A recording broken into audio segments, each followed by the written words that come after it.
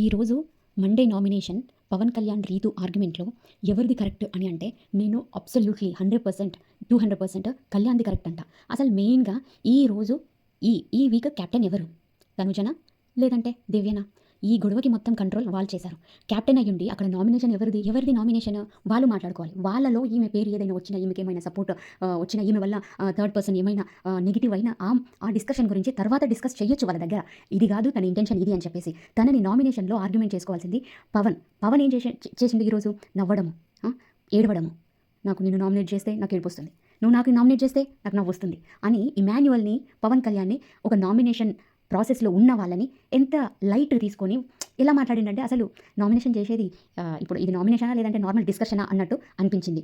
ఆయన నామినేషన్ చేస్తున్నాడు, చేయించుకుంటున్నాడు, అదంతా పక్కన పెట్టేసి రీతు మధ్యలో రావడం ఏంటి అని ఏంటి? నువ్వు టీం కోసం ఆడదాం అనుకున్నావు పవన్, కానీ the end of the day నువ్వు టీం కోసం ఆడినట్టు లేదు, ఎవరినో గెలిపించడానికి ఆడినట్టుంది. అదే విషయం నాకు ముందే చెప్పొచ్చు కదా ఇమాన్యువల్కి, మరి మాకు నన్ను ముందు పంపించడానికి ఏంటి గల కారణము, మళ్ళీ నేను ఓతుంటే నువ్వు నవ్వుతున్నావు అని పాయింట్స్ పెట్టాడు. అది ఆ దానికి డిఫెండ్ చేసుకుంటాడు పవన్, కానీ అక్కడ డిఫెండ్ చేసుకోకుండా నవ్వడము, ఏడవడం అది ఎంతవరకు కరెక్ట్?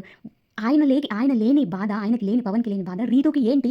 అది కదా. ఒకవేళ రీతుకి ఏమైనా ప్రాబ్లం ఉన్నా ఆఫ్టర్ నామినేషన్ కదా డిస్కషన్ చేయాలి. ఒక కెప్టెన్ అయ్యుండి అలా ఆ నామినేషన్ మధ్యలో అలా పోవడం ఎంతవరకు కరెక్ట్? పవన్ కళ్యాణ్ మధ్యలో ఇట్లా గొంతు పట్టుకున్నాడు. అది బాగా అసలు ఈ చీక్ అనేది ఇట్లా ఉనికింది, ఇట్లా షేక్ అయ్యింది. అంత ఇదిగా పట్టుకున్నాడు పవన్ కళ్యాణ్ని.